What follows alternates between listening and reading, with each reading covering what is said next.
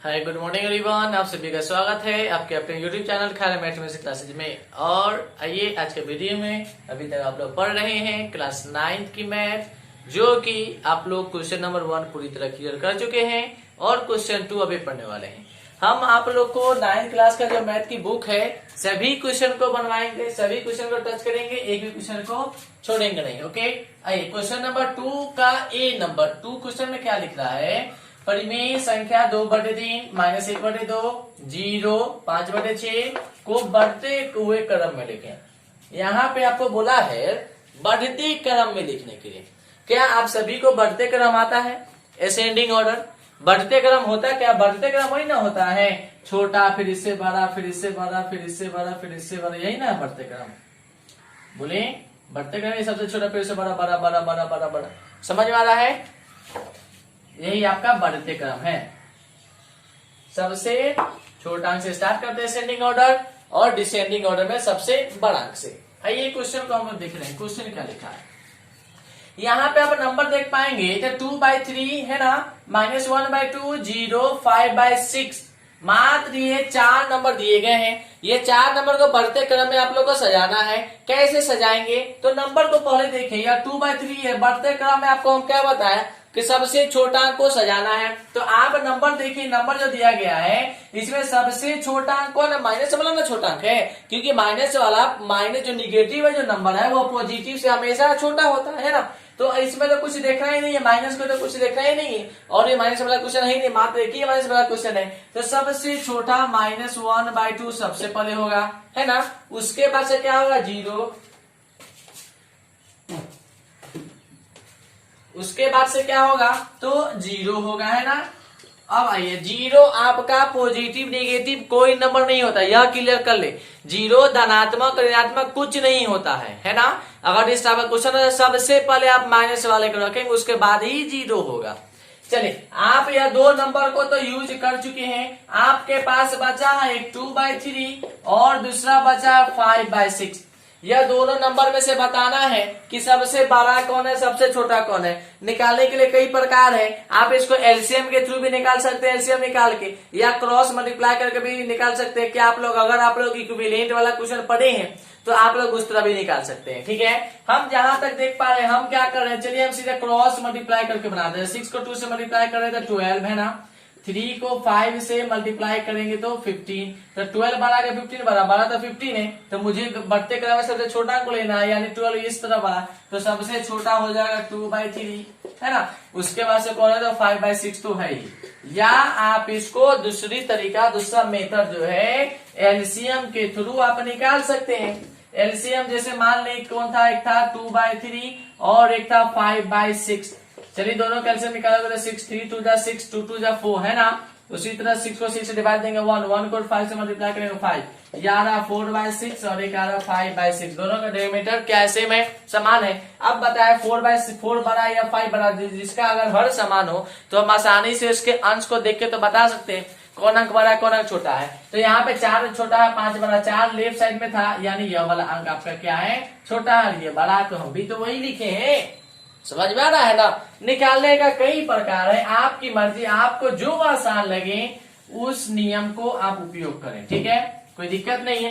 पहला क्वेश्चन 2 का question number 1 clear. उसी तरह 2 का क्वेश्चन नंबर 2 इसी का अपोजिट है, उसमें बढ़ते क्रम था और इसमें घटते क्रम है। परिमेय संख्या, यह जो नंबर है यह सभी परिमेय संख्या है, यह भी क्लियर कर लो कि जो नंबर है यह सभी परिमेय संख्या है। परिमेय संख्या क्या होता है आप लोग को तो हम बता ही है। परिमेय संख्या अगर अभी भी नहीं पता है तो आप इससे पहले वाला पार्ट 1 वीडियो जो है 9th क्लास का, तो उसमें देख सकते हैं परिमेय संख्या होता है क्या, हम आप लोग को बढ़िया से बताए। वैसे समझ ले परिमेय संख्या ऐसी संख्या, परिमेय संख्या भिन्न में भी होता है, ऋणात्मक भी है, धनात्मक भी है, शून्य भी है, यह सभी परिमेय संख्या है। क्लियर, इतना समझने काफी है। अब आए इसको भी बोला है यह सभी नंबर को घटते क्रम में लिखने के लिए डिसेंडिंग ऑर्डर में लिखना है। चले घटते क्रम में सबसे बड़ा अंक, सबसे बड़ा अंक। तो अब देखो किसी का हर और अंश सेम नहीं है क्या, किसी का भी, आइए रफ में बता रहे, किसी का भी हर और अंश सेम आपको नजर आ रहा है। तो यहाँ पे किसी का भी हर और अंश सेम नहीं है, तो क्या करेंगे आप, तो सबसे पहले आप सभी का हर निकाल लें, यानी एलसीएम निकाल लें। तो हम जहाँ तक देख पा रहे हैं 4 3 2 का एलसीएम 12 आएगा, है ना। जहां तक हम देख पा रहे हैं सभी का डेरिवेटिव कैल्शियम क्या आएगा, 12 आएगा। तो अब हम इक्विवेलेंट वाला आपको हम बता रहे हैं, सेकेंड टाइप, यानी फर्स्ट टाइप और सेकेंड टाइप तो बताइए, तो इसको थर्ड टाइप आप नाम दे सकते हैं, है ना। तो सभी का हम क्या बोले, एलसीएम कितना आ रहा है 12 आ रहा है, सभी का हर कितना आ रहा है तो 12 आ रहा है। तो अब देखिए इसमें कितना अंक से गुना करें कि सभी का डिनोमिनेटर यानी हर सभी का 12 आ जाए। तो 4 को 3 से मल्टीप्लाई करेंगे तो 12 आएगा ना। तो ये अंश और हर दोनों में 3 से गुना करना पड़ेगा। 3 को 3 से गुना करेंगे 9, 3 को 4 से गुना करेंगे तो 12। समझ में आ रहा है। सभी के हर में कितना आना चाहिए था 12, बोले थे ना सभी का डिनोमिनेटर, तो इसका एलसीएम निकालने पे हर सभी का 12 आ रहा है, यानी एलसीएम निकालने पे 12 आ रहा है ना। जब नहीं समझ में आता आप एलसीएम निकाल सकते हैं। देखो यहाँ 4 3 2 क्या किसी डिविजिबल है 2 से, 2 2 जा 4, 3 के 3, 2 1 जा 2 है ना।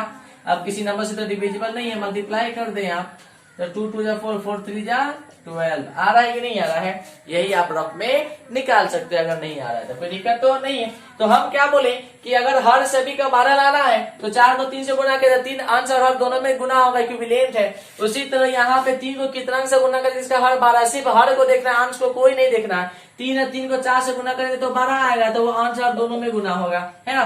4 चौका 16 और 4 तिहाई 12। उसी तरह इसको भी कितना से गुना करें, 6 से गुना करेंगे तो इसका हर और अंश दोनों, सॉरी इसका हर 12 आ जाएगा, अंश से कोई माने मतलब नहीं, अंश जितना भी है। 6 को 5 से गुना करेंगे क्या आएगा 30, 6 को 2 से गुना करेंगे तो 12।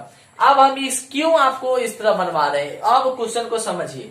एक का आया है 9/12 और एक का आया है 16/12, एक का आया 30/12, इसलिए कि सभी का हर समान हो जाए, एक जैसा है। देखिए सभी का डिनोमिनेटर सेम है, तो सभी का अगर हर सेम है तो अंश से तो हम पता कर सकते हैं कौन बड़ा है कौन छोटा है। तो अंश में एक 9 है, 16 है, 30 है, तो सबसे बड़ा कौन है 30 वाला है।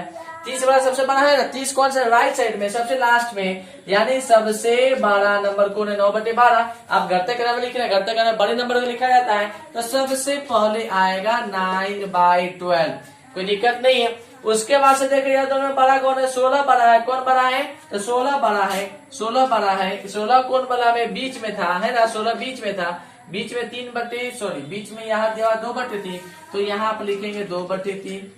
उसी तरह एक लास्ट बच गया, सॉरी 4/3, हम ऊपर वाला देख लिए 4/3, एक लास्ट आपका बच गया 3/4। समझ में आ रहा है किस तरह निकालेंगे हम, या आप इसको इस तरह अगर नहीं निकालना है कोई बात नहीं है, हम बोले ना एलसीएम की तरह बना सकते हैं, बनाइए आपकी मर्जी, बना सकते हैं एलसीएम की तरह, बनेगा सेम आएगा आंसर। समझ में आ रहा है। एलसीएम करने से क्या होता है सभी का अर्थ समान हो जाएगा ना, तो आप अंश देख के बता सकते हैं कौन अंक बड़ा और कौन अंक छोटा है, कोई दिक्कत तो नहीं है, क्लियर है। चलिए हम इसको इरेज कर सकते हैं, है ना। इसी तरह आप लोग अगर नहीं समझ में आए तो रफ करना बहुत जरूरी, बिना रफ किए हुए नहीं समझ में आएगा। अगर आप पहले बना लेंगे उसके बाद सब स्पीड बना लेंगे, लेकिन आप अगर अभी पढ़ रहे हैं तो पढ़ने में सबसे पहले क्लियर होना जरूरी है।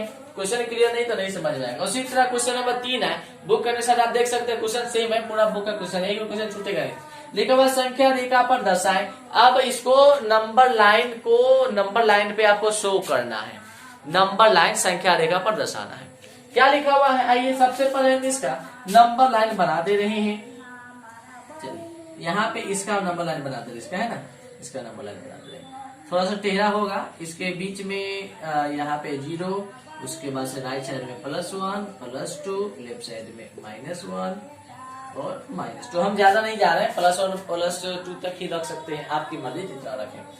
यहाँ बोला 2/3, 2/3 कहाँ से आएगा, पहले याद आएगा 2/3 जो है 2/3 ये धनात्मक और ऋणात्मक, धनात्मक है। धनात्मक कौन साइड का है, राइट साइड का धनात्मक है, और ये लेफ्ट साइड क्या है ऋणात्मक, यानी पॉजिटिव और निगेटिव, बीच में शून्य भी होता है ना। उसी तरह अब बोला संख्या रेखा पर कैसे दर्शाओगे, तो आपको क्या करना होगा, 2/3 बोल रहा है, क्या बोल रहा है 2/3 बोल रहा है, क्या बोला 2/3। तो अब आप क्या करें, इसमें संख्या रेखा ले लें 1 2 3 4, अब इसी तरह 5 को भाग दे सकते हैं, है ना, इसी तरह 5 भाग आप दे सकते हैं। तो यहाँ पे 1 2 3 4 5 लो, हम इसी तरह कर दे रहे हैं, ठीक है, कोई दिक्कत तो नहीं है। 2/3 कहा, तो यहाँ पे 2/3 आएगा, क्लियर या नहीं। यही संख्या रेखा पर है। अगर ये पूर्णांक में हो तो इसका क्वेश्चन अलग हो जाएगा। अब ये देखो 7/4 है, क्या है तो 7/4 है, तो इसके लिए भी हम एक रेखा खींच लेंगे, लाइन है ना, लाइन खींच लेंगे 0 ये -1 और ये -2, ये 1 और ये